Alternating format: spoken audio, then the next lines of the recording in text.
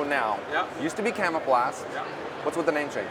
Well, with the name change, that was in July. Basically, we acquired, in 2010, we acquired Solideal. So we were Camoplast Solideal. But we were known in the power sports business as, say, Camoplast, and then the industrial tracks and the material management moving, so forklift tires, industrial belts, we were known as basically the Solideal. So, but our owner wanted to be known as one name doing the whole thing. So we went to Camso. We took the best of Camoplast and Solideal and came out with Camso. And of course then our new slogan became to be a road-free company. Because we want to put all our time in investing in products for off-the-road markets. We won't build road tires. We're going to do stuff specialists on the aftermarket. Very good, very good. Now, we've got a track coming in for one of our projects. It's this new beast. It is a beast. It's the biggest, it's the tallest lug on the market right now. That's right. Taller than anything that comes out of the OEM sleds. That's right. A 3.2 inch lug? 3.2, yeah. 3.2, it's huge. That's going on our land. It's going on the land. Okay. Land, that's what I heard. Kind of crazy, right? So basically what we did is we put the teeth back on the 3.0. So the 3.0 came out last year. It was liked by a lot of people, but on the hard setup snow, we had a lot of customers, and that's how a lot of these new products get built by us, is by the customer's voice, letting us know about the product. So they told us they would like to add the teeth back in. They want that to break up the snow, so basically we took the best track we had going at the time, added the teeth back on, and from the testing we did, it's about 12% better than the 3.0. 12% better than the 3.0. And that's a sawtooth lug. That's a sawtooth lug, yeah. And it only comes in a 15-inch wide track. 15 wide, yeah, all the way up to 174. The reason for that too is because what we're learning is the track heights keep going up.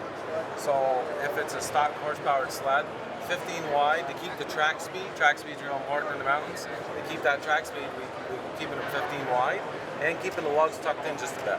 So the 16 is the belting itself, which gives you the flotation, not actually the paddle. The paddle's only what moves the snow, but bigger paddles, more horsepower, less track speed. So. Right. Ah, very good. And what other new products do you have for this year? This year we have a Ripsaw 1.5. We make it 1.25 inches and we make it 1.5 inches. It was well loved last year as 1.25 inches, so we went to 1.5 inches. Real stiff profiles, keeps the track speed pretty fast for 1.5 inch track. So the Ice Cobra? Ice Cobra and Cobra 1.6. So we make it with or without the studs. 15 wide and 16 wide. We do that both for the Renegade Skidoo.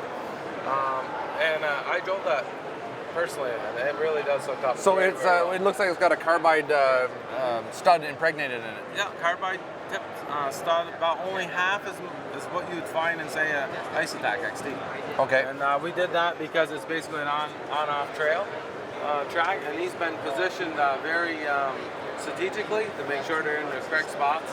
And when I rode it in the icy surface with just 97 studs in there versus, say, 270, it went pretty well. I was pretty impressed, yeah.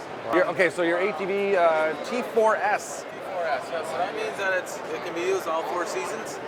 So not just in the snow, it can be used year-round if you'd like. So what about binding with rocks and gravel?